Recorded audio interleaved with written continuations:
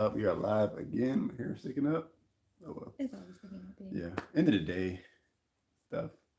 Hi people. I was going to joke you, but What are you gonna do? it's okay. We are here Thursday evening. Hoping people will tune in with us. As always, let us know what part of the world you are watching from. I always really enjoy hearing people are watching from. I love hearing the Barbados and the Jamaicas and the Nigerias and the Canadas and Indias and all that stuff. So please England, let me know where it is that you're watching from because we really like to know. And it's Virginia. cool to know where everyone's listening. We got a lot of Georgia. Let's see Georgia's a lot. That's the other place in the U.S. that we get a lot of. But So yeah. late nights with Jalen and Cacie. Cacie. Everything's something with Jalen and Cacie. Yeah. Um, I do want to, I know it's not as popular, but I do want to give a few moments, see anybody jump talk about communication. Well, let's get right into it. Well, we put a poll out Mm. on Instagram, YouTube, Facebook, and we asked, what do you guys want to talk about tonight? And the three options was intimacy, boundaries, and communication. Communications came first, and boundaries was second. Yeah. Nobody was talking about intimacy. I think but actually that's pretty realistic. But go ahead. I won't. I but go on I tangent. think that if you can't communicate, you can't have intimacy. So you have to start, Mm-hmm. I guess, at the bottom. And it was ironic that option C was communication. C, communication. Oh yeah. I didn't do that on purpose, but it just C happened. is for communication. Yeah, C is for, no, I was trying to do Watch a lot of Sesame Street these yeah, days. Sesame Street, Cookie Monster. Yeah. Mm-hmm. So what's funny though, as everybody was voting for communication, this article popped up from XO Marriage, and if you don't know who and what XO Marriage is, they are a ministry that talks about marriage, and they are the ministry that helped us with our marriage in the very Mm-hmm. beginning.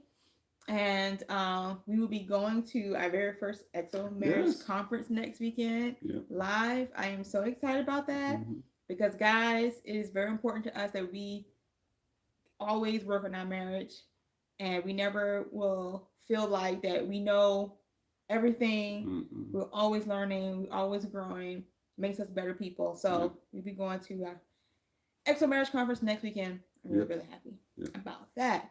So, communication. Why is communication so important?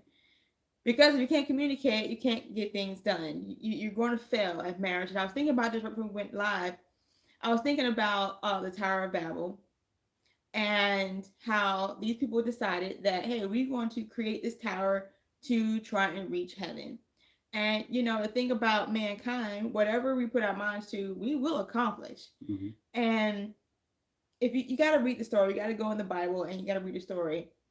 Man was in a fallen state at that time. Man could not interact with God in that way. So God was like, look, I got to save these people. Mm-hmm. So I need to stop their plans. And what did he do to stop their plans? The He communication. jacked up their communication. Yep. He confused them all. So, because they could not understand one another any longer, they could no longer build this tower. So, it caused a lot of division. They went separate ways. And, I'm sure that is why we have so many languages now Yeah. in the And I world. think that's the key. It was one preacher was teaching about it, and the revelation he had was that it was deeper than just okay, God switch up their languages. Like that's kind of Yeah. we look at it as like a mythical Yeah. story, like Greek mythology. Well, this is how this came to be. This is how this came to be. This is how we Yeah. got multiple languages. God poked them, and then they spoke. No, it was actual confusion. Yeah. They couldn't agree because we can overcome language barriers. Mm-hmm. We can translate languages, and we can actually tell the similarities in our languages and in our letters and our alphabet. So that wasn't what God did in of itself. It was actual inability to see what the other person was saying. Yeah. And that's what happens in marriages where there's a bad communication. Mm-hmm. You cannot see the other point of view. It will be easier if you saw things the same way and y'all just spoke different languages. Y'all get along a lot better in that kind of marriage environment than people speaking the same language but cannot agree because they can't see each other's perspective and they can't communicate it to each other and come to agreement. because where there's broken communication, there's no agreement. Yeah, and it's really sad when you see two people who honestly love each other, Mm-hmm. but they cannot seem to crack that code on how to communicate, how to understand one another. Yeah. So it just frustrates them. And we're working with a couple right now in this very area, and we are seeing how it's changing them. But we literally have them doing communication building skills. But I want to go back to this article that popped up on my feed today, and it's from Exo Marriage. So it's kind of like a cheat sheet for us tonight, because these are the very topics that we're going to talk about tonight, not knowingly. But one of the statements that they said was, we need to approach our spouse in a respectful and positive way, and concerns should usually be addressed privately. Let's just talk about that. Sorry. Hey, Carlo. Hey. Morning where you are. Oh, I know that because they're like exactly 12 hours off, I think. So, wow. Well, thank you for joining. Good morning to you. If you're joining in, just wave, say hello. And where you tell us what country you are watching from and all that good stuff. Send us some hearts and love. We'd love to see it. What was I saying? And you about to read that statement, was it? Yes. Oh, yeah. I find a lot of times that I find it very disheartening when I see couples begin to have that argument in public, or when a wife or a husband starts correcting their spouse in front of their friends and family. I think that's very rude and very disrespectful, and it's just demeaning. Yeah. And your spouse is not going to respond well to that at all. There have been times where I can sense that we're starting to disagree on something, and we're in the midst of our friends or family, something like that. We'll shut it down. We'll leave. We would just deal with that later. Mm-hmm. You should never berate or try to correct your spouse, even if they did something wrong in public. I mean, how would you feel about that? I mean, no, that's exactly true. And I think what happens is, and maybe something else, the critical spouse. And I think I had that tendency to be the one to kind of hop on everything you would say. You didn't say something exactly right. But specifically doing it in public is bad, because it belittles one spouse and makes them lesser. Yeah. If you're in an environment and you correct your children publicly, that's not the same kind of offense, because you understand that you have authority over your children. Yeah. You're the parent, they're the child. But when you do that with your spouse, supposed to be your partner and your equal, suddenly you've made your spouse a child. Mm-hmm. And that's what it looks like, basically. You've lessened your spouse in front of everybody, and you've built a perception for your marriage. Now, look, you're not supposed to live your life overly concerned about what people think about you, because they're going to create their own perceptions anyway. But at the same time, you should not purposefully or neglectfully present a bad image of marriage, because you're representing God in what you do. And so you should not present something that makes you and your spouse look disagreed, because what that does is it opens you up to attack. Mm-hmm. What you have to understand is that you're constantly at war, not with each other, but a war of protecting your marriage, because the devil's always after it. And he has agents that he will use. Sometimes these people are unknowingly being used to break through cracks in your marriage. And the last thing you want to do is create a public crack that someone can perceive and see, oh, your marriage is weak, or they don't get along. And it can just be one little incident or something, but those things matter. So never present to the world. And it's not about, okay, I'm putting on a fake face or let people think that we're happy, but we're really unhappy behind closed doors. No, you need to be working on stuff behind closed doors, not just not working on it at all, but don't try to do this stuff in front of other people. It presents weakness. And it presents a non-united front and a brokenness. And remember that you're ministering to people with your marriage. And so you got to always remember that ministry. And the only time that you should address critical things is if you're sitting in front of some counseling. Oh, yeah. Your pastors or marriage counselor or something like that. And you need to be open. You talk about issues, stuff like that, and you be open with that. But if it's something you're doing with your marriage, it should not be an open discussion in front of family and friends, especially if these family and friends got issues with your spouse anyway. Yeah. I want to put that out there because, oh my God, that's a whole other conversation. Yeah. But anyway, let's talk about, it was 4 things that this article was talking about that will ruin a conversation with your spouse. So 4 ways to ruin a conversation with your spouse. Number 1, be critical what your spouse has to say. Yeah. and I'm going to kind of skim through everything because it's kind of long.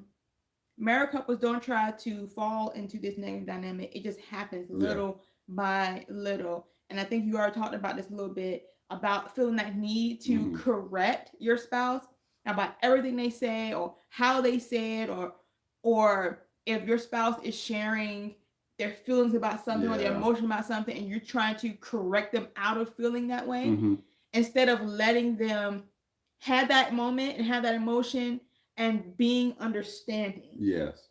I think we both struggle with that a little bit in the beginning of our marriage because we're natural helpers. Yeah. And I am naturally critical. I'm just going to be honest with you guys. I am a critical person. I critique things. And being critical is not always a negative thing. I want to say that. But in excess, it can be very negative. And so I will always try to correct him when he was telling me something, or like, you shouldn't feel that way, or that's wrong, that's wrong, that's wrong. So he didn't feel like he could share with me some of those deep, heavy things that he was dealing with because he just didn't want to be corrected. And the same thing with me. I didn't want to be corrected when I'm in my most hurtful position right now. Like, I'm hurting, I'm in pain, or I'm mad, I'm angry. And the last thing you want somebody to tell you, don't be mad. Like, it's too late. And criticizing why I'm feeling this way instead of just being a listening ear with understanding and compassion, even if your spouse is wrong at that moment, let them be wrong. Because I'm gonna tell you right now, when they're hyped up and their emotions hyped up, they're not gonna receive from you. And any critique you give them, all it's gonna do is build a wall of resistance, and now you got another problem on your hand. Yeah. Well, the problem is, actually, from my perspective, when I would do this, I would see where you were and what you were feeling and the next situation you're dealing with, let's say with another person or something. And I know that the solution is healing or not being in your feelings, walking in love.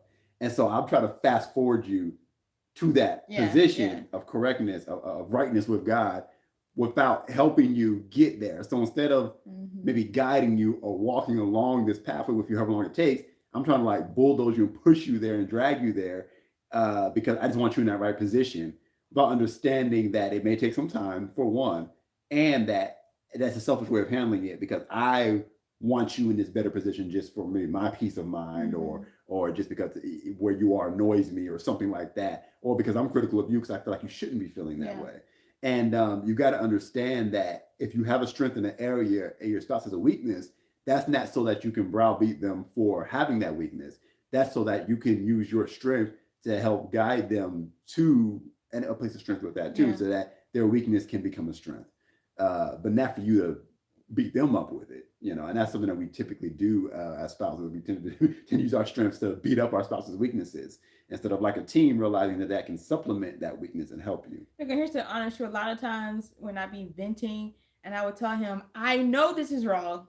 I know, but I have to get this out. And you're the only person that I can share this with. You're my safe place. So I don't need you, correcting me right now. I don't need you berating me. I don't need you, being critical of me right now. I need to be able to just feel safe and vent. And then I will be open for correction and guidance and things like that. But not while I need to vent, like, because you're my person. Oh yeah. So your spouse is likely that in most cases should be the only person that you can have those vulnerabilities with. So you need to learn to be sensitive to what your spouse needs in that moment and in that time. So basically, you're covering them. You're covering them in that time of weakness that they're having, and you're not trying to expose them, even in the midst of both of you. You're not trying to expose their weakness like that. So that was a good one.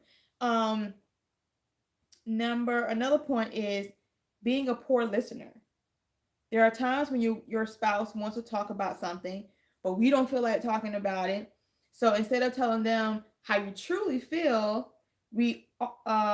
and offering a listening ear, we end up barely listening to them. So we miss points. We get distracted. Or a good way to do that is to be on your phone. Yeah, you stare off in space. You're not real listening. It's funny. It just happened a few minutes ago. It just happened. Yeah. Like literally, it just happened. he came home from work and I'm sitting on the couch and I'm talking about my day, and the TV was on, and he was looking at the TV and I'm talking to him. I'm doing like this. I'm like, babe. Well, in my defense, she had the TV on. I came home to the TV. I did have it on. But yeah, I was looking. She was sitting here, and I'm looking while she's talking. And the funny thing was, in this case, Ashley was completely listening, and I don't even know what they were saying on the TV. It was just moving images, so my eyes were on it, but I was basically looking through it while listening to her. Because I tend to do that when. Weird thing is, when I'm listening intently, I tend to not look at you. I tend to look elsewhere, and I listen without looking directly at you when I'm intently listening to something. And you're not a big eye contact person. But I am. Yeah, she is. When I'm talking to someone, and when I'm talking to him especially, I'm an eye contact person. I want to know that you are listening to me, you are receiving what I'm saying. And so by him doing that, it was frustrating me. So I turned TV off. I paused up like, hey, listen to me. I want to feel like you are paying attention to me. So learning how to listen is very important. So put the phone down, turn the TV off, turn off distractions, stare in your spouse's face if that's what is comfortable for them. And be intent. Be intent about you listening towards them, because that makes them feel like you care, which you should be caring. But we have to practice that. Some people are comfortable in conversating. And I know I feel like I'm somewhat of an awkward person. You might not think that because we here on social media, but general conversating, I'm kind of awkward with that. So learning how to look people straight eye to eye and be interested in what they're saying, that takes practice. And unfortunately, a lot of spouses are just poor at this because they never learned how to do it. Here's the thing. Being great communicators is not something that you're born with. It's not natural. Now, you may be able to talk well, you may be able to orate well, but knowing how to communicate properly is something that has to be learned. I'll be honest. I think I've met very few good communicators. And I could say that knowing that I did not start as a good communicator. I think I'm a lot better now just over the course of my marriage by practicing at it, but it takes practice. Like you said, you can be very talkative. That's not the same as being a good communicator. Being a communicator. And shout out to the person that said they're from Canada. Hey, Canada. Hey, Canada. But yeah, being a good communicator. So what's a good communicator versus a good talker? You could talk, and you know a person who's a chatterbox. There's never a gap in the conversation. There'll never be dead space. They know how to fill up every space, and they always have a topic of discussion. I have to think about topics when I'm talking with someone that I don't really know. Even people I know, I'm comfortable with silence. Really, I like it sometimes. But there are people who are chatterboxes. That's a good talker. Doesn't mean you're a good communicator, because half of communication, 50%, maybe 90% of communication is listening. It's listening. And not only listening, but digesting what someone is saying. And not trying to come up with the answer while they're talking. Like your response, your rebuttal, because then you're a good debater, but that doesn't make you a good communicator. It's not just listening so that you can debate. It's listening, perceiving, digesting, and sometimes that's just enough. And again, going back to the whole being a fixer kind of person, I'll be listening to you while you're airing your grievances, and I'm trying to listen for, okay, what's the solution? But now what I've begun to do is not try to figure it out, but really just listen to what you're saying and try to, I guess, in a sense, put myself in your shoes and try to imagine what would it be like to feel the way you feel in that moment. And you can learn a lot by doing that. Again, it doesn't necessarily mean the person that you're talking with is correct or righteous in their sentiments, but it is valid because they're feeling it. Their emotions and their feelings are valid. And one thing that we should not do is judge them based off of what you would do personally. Because though we're married, we're still individuals, and I might respond or do something differently than he would do it. So don't say, well, here's a dumb statement, and we've all said it. Well, if I was them, I would have done it this way. No, if you were them, you would have done it the way they just did it. Duh. But we oftentimes say that not being in their position. So don't try, like, until we became parents.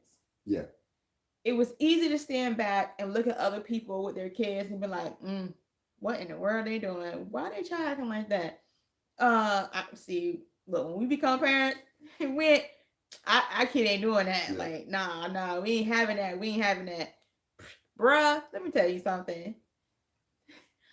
I literally had to apologize to every parent that I ever judged, misjudged, misunderstood, whatever. Because let me tell you, parenthood is a whole different ball game.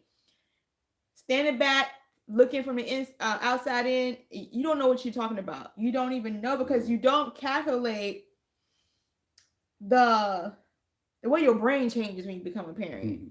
Like the stress, the lack of sleep,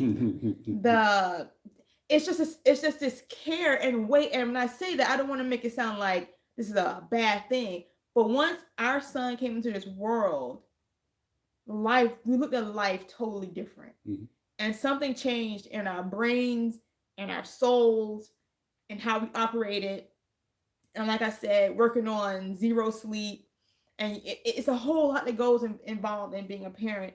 So the way you respond to your child or what you let your child get away with sometimes, you just be like, today, I'm just trying to make it to the end of the day. I'm just trying to make it. And sometimes I would just feel that way. So I would look at I have a friend, we have friends who have several kids. And I was like, you know what? Y'all the real MVP. Because I applaud y'all because I just didn't know. I did not know. And they laugh sometimes. But what I'm saying is, it's easy to judge somebody from your position of not being in it. And we do that oftentimes with our spouses because we just think, well, you should know better. You should know this, blah, blah, whatever. Why are you doing it that way? It's like, but you're not in their position. So just be mindful of that. Yeah. Very much. The next one is responding with accusing words like you never or you always. I resonate with this one. I do. That was one of my, I could call it trigger or whatever. I hated those phrases. Yeah. Well, I'll read it. These words will lead to a fight. Yes, they will. They're often said in a derogatory fashion, and they rarely help the conversation. So one spouse might say, "You never listen to me." The other might say, "Well, you always say the same thing, so why should I listen to you?" And so on. And so that's a quick way to just end the communication. Maybe you were doing well, maybe you're getting somewhere. Yeah. But as soon as you use those absolute words, like never, always, depending on who you're talking to, that just shuts the whole thing down and it just sets the person off. And it always set me off. So, but actually, it was a variation on that. If you would say something like, "Well, you weren't listening to me," or something like that, because maybe I misunderstood something. I would hate that because I would take great care to listen. And just because I misunderstood you doesn't mean I wasn't listening. But if you would say that, that would set me off, and that would just end my listening at that point.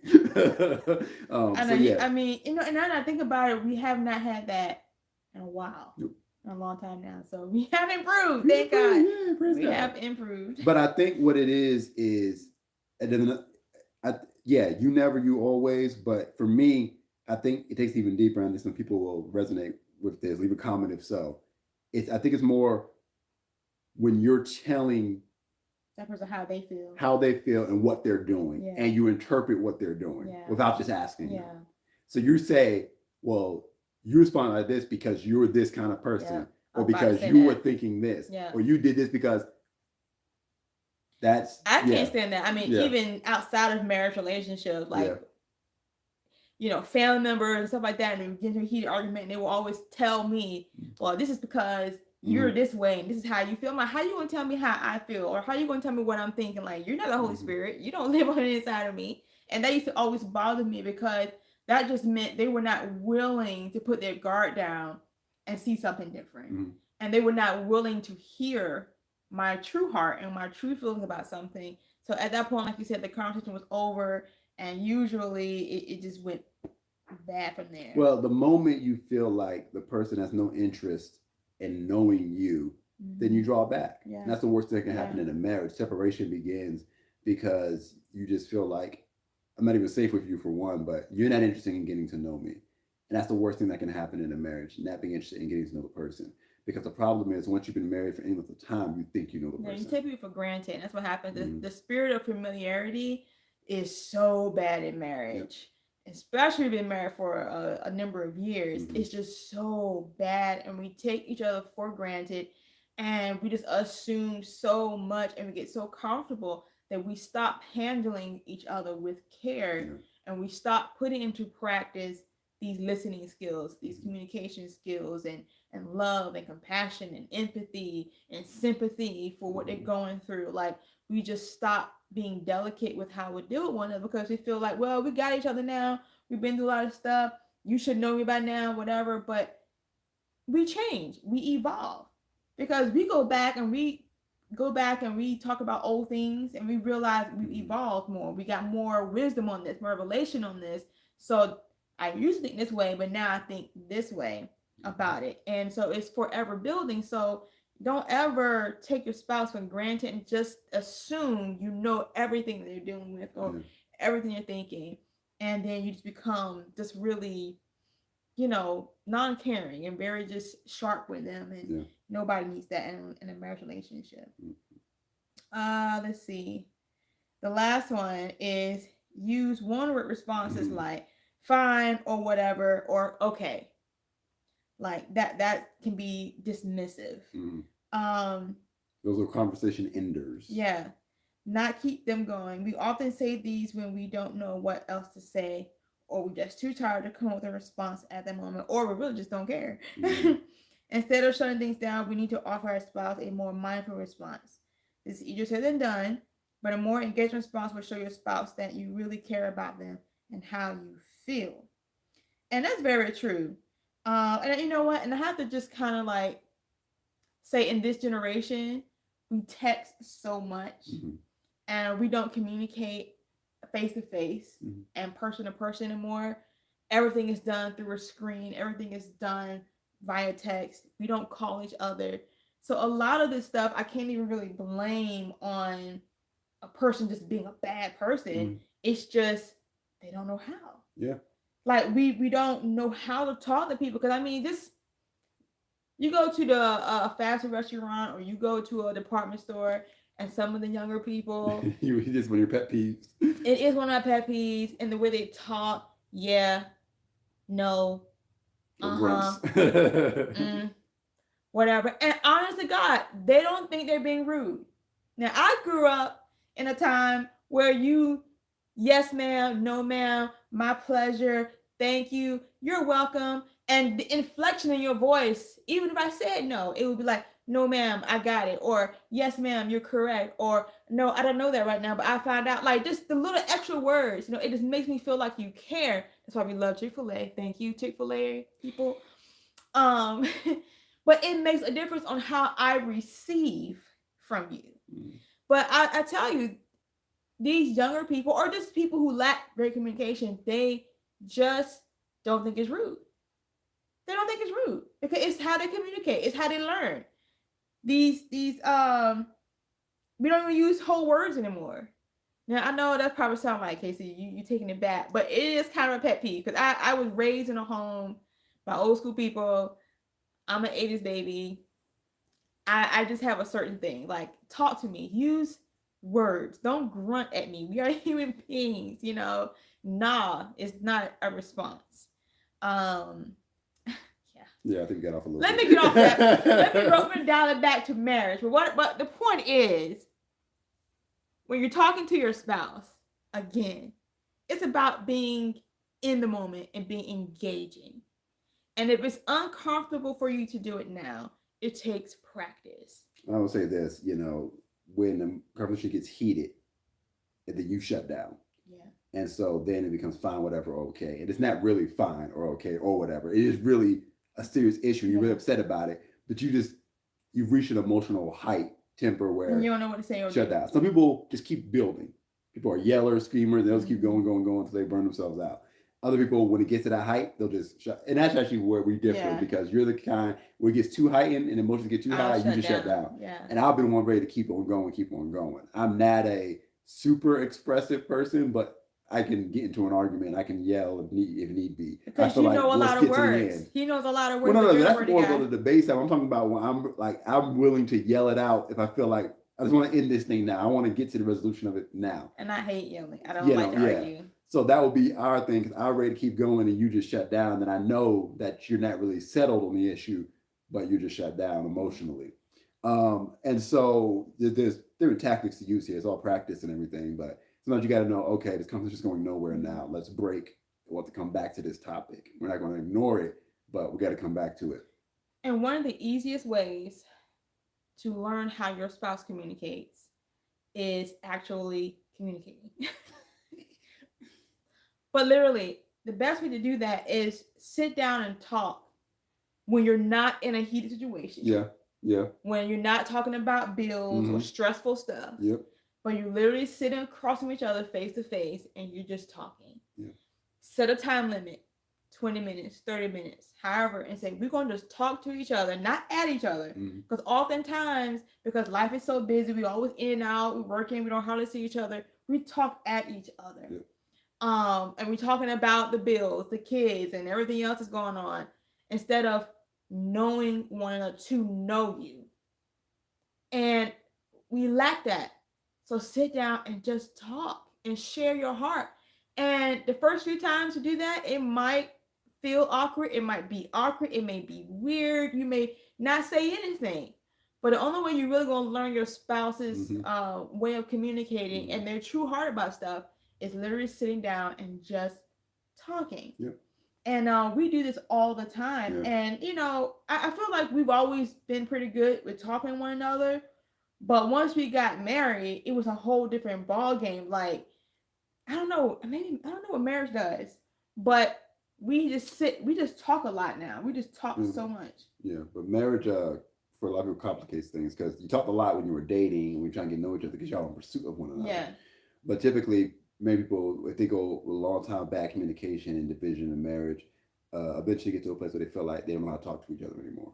I think when you're dating, you talk with expectation and get something in return. That's true. So you're gonna keep, like you said, pursuing and being persistent. You have a goal, but once you got married, you already had to go. You already had the goal. Well, that's the thing. What? Now you got to understand what the goal is now in marriage, and that goal is oneness. Yeah. And that's something that you have to keep. It's like when you have great communication and you're constantly communicating, you're one like this. But the moment you stop, it starts to drift, starts to drift. So the only way to keep it is to keep communicating. So you have to have a new goal, basically. You may have caught them now. Hey, we're married now. I got the prize. Okay, now the new prize is oneness, togetherness. And to keep that, there needs to be constant communication. And the reason why marriage can sometimes complicate things is you're no longer just friends, but you're partners in life. Yeah. And so there's other things to discuss. There's money. All the non-sexy things are now part of conversation now. All the things that are uncomfortable, conversations about the kids and discipline, and conversations about church, and conversations about money and your in-laws, all the stuff that's not fun to talk about, you now talk about with this person. And what will happen is those become the only things you talk about, and suddenly you don't like talking to your spouse because all y'all talk about is the non-fun things. Yeah. So you have to set aside time to talk about your hobbies, talk about things you enjoy, talk about anything other than the things you don't really want to talk about. You know. So I think that's kind of the complication in marriage. And oftentimes, you know, in those simple conversations, it would just flip over to something deep, and then something would be revealed about our hearts to one another, and it'd be like, well, man, I didn't know that. The greatest correction comes in those conversations. Yeah. You know, if you're in the middle of an issue and you're trying to correct your spouse, it ain't gonna work. But when you're vulnerable, you're all just talking, y'all begin to correct yourselves because you begin to see yourself and you become a mirror to each other. Exactly. So communication is not just a great way to get to know your spouse better, but it's a great tool for the building of your marriage. You actually become better through communication because you learn each other, but you also learn yourself. Exactly. It's like it's kind of like interrogations. You get them talking long enough, eventually they're gonna spill the beans on something. That's just a natural rule. You're going to spill the beans on yourself. You're going to reveal yourself, and then while you're talking, you're like, oh, interesting. This is how I really think. This is what I really see. This is what I didn't really, because a lot of times we're going through stuff in our own minds and we never talk about out loud all these issues and things. We never hear it and bounce off another person. And sometimes when you do, you realize, well, this is silly, or this is wrong, or this isn't what I thought it was. But if you're only talking to yourself in your head, a lot of times the devil in your head too, then you're never really going to learn that. But it's only with talking to another person. That's why marriage is such a powerful tool for growth, but a lot of times we're using it the wrong way. Yeah, absolutely. So communication is so important because without it, you're not going to be able to go forward in life, in the things of God. And, you know, marriage is so important. It's one of the most powerful unions that God designed is marriage between two people. And I can just say from experience that we are in such a better space. Like I can't explain the peace that we have. And it's not that we don't still have challenges and that we still don't have to put these things that we teach into practice, because we get challenged on those things on a regular basis. Mm-hmm. But some of the stuff that we used to just be mad all the time, just be petty about, like, it's just gone. And it's just, I can't even tell you. Like, I discovered so much about myself. I didn't know I was so messed up. Yeah. But I didn't learn myself until I started talking with him. Yeah. And just allowed myself to be vulnerable and open. And we came in front of each other, not trying to correct one another. We say this again, not trying to fix each other, but to understand. I wanted to get to know him. Mm-hmm. I wanted to get to know why he thinks the way he thinks. Like, I'm interested in you. He became my project. Like, I want to know Jalen and why he takes the way he does. And I let him talk. And wherever that journey took, I rode along until we hit something that, there it is. Yep. There it is.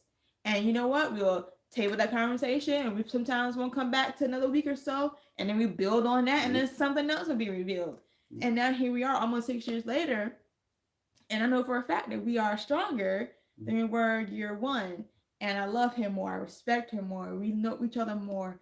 The things that used to bother us by each other, it don't bother us as much anymore or at all. So communication is very key. And again, it's not something that is automatic. You're not born a great communicator. You have to practice it like an instrument. You have to put your hands on it every single day. My brother, he's a musician. He's a producer. And he's been, over 20 years now. He's been doing this for a very, very long time. And he also instructs and trains. And he says that you're not going to get good at your instrument just by taking a lesson once a week. No, you got to put your hands on the instrument every single day until it becomes part of you. You develop this muscle memory. And I can talk about my profession. I'm a retired stylist now, makeup artist.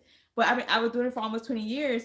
And there are certain things that when I get on somebody's head or I put that tool in my hand, I just automatically know what to do. Like, it's just automatic. And I can still do it now. Like, if you put me on the head right now, I don't have to think about it. Like, it's just a connection. It's like learning how to eat and run at the same time. Like, it's some things like pat your head, rub your belly. Can you do that, babe? Yeah, I think so.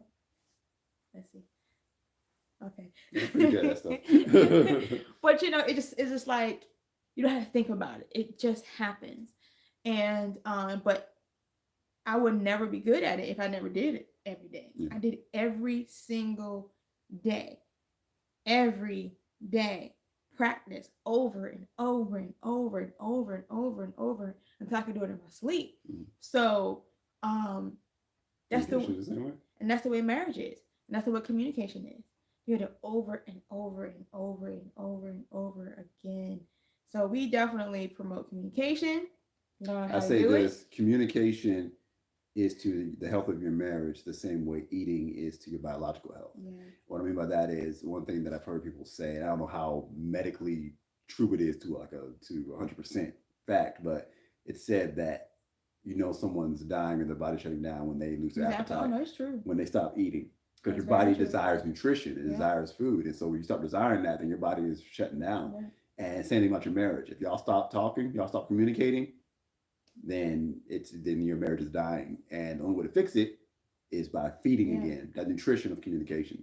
And I'm going to spring this, we didn't talk about this before, but everything we're saying, any married couples out there watching this, and this isn't just for people who are feel like they're in a dire point in marriage. You could be newlyweds and just want to stay on top of it. Who would be up for a communication challenge? Maybe a certain amount of days, we'd set it out and say, hey, we'll do it with you. And it's like a communication challenge to kind of re-spark the communication in your marriage. And if you're having trouble communicating, you feel like you're a bad communicator, you want to get better at it or fine tune your skills, we'll share with you the methods and some of the practical steps and conversation starters and journaling and basically take you through what we went through to build our communication in our marriage. So if anybody would be up for a communication challenge with their spouse, just throw your hands up in the comments. Say, yeah, I'd be up for that. And maybe we'll do something like that. And for you guys. Okay, yep, there you go. Thank you. All right. Well, stay tuned. If enough people say they want it, we may do a little short challenge or something like that, communication challenge with Jalen and Cacie. That'd be fun. Well, this was awesome. Yeah. Like, this was an impromptu. Yeah. We didn't have no real plans, but I'm like, I think we should do live because on Sunday you're gonna be solo. Yes, let me say this. I'm doing solo live. Cacie's having a girls' day out, so I'm gonna be solo at home. But we still want to do our weekly lives because every Sunday afternoon at the church we do our weekly lives. So I want y'all to tune in. Here's the two options. We're either going to do a Q&A where y'all can ask me anything, and we want y'all to submit y'all questions. But if I really don't get enough questions, then I'm going to talk about my own topic. And I haven't decided yet, but I may talk about managing stress. I may talk about that. So we'll see. If y'all send me some good questions, then I'll do the Q&A. This is your chance to ask me anything. I'll be by myself. Cacie won't be there. Just be me. But look, I might be in the chat though. Don't get it twisted. I might be in that chat. but if not, then I'll choose my own topic. But that's just coming this Sunday. But otherwise, thank you guys for tuning in. Make sure you watch the JCTV. Link is in the description on YouTube.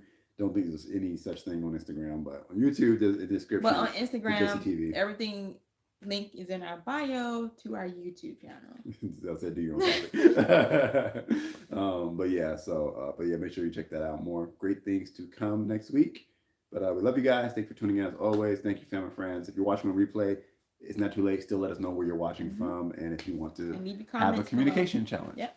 Or if you got questions for me for Sunday's live. But anyway, we see you guys. Love you. See you next time.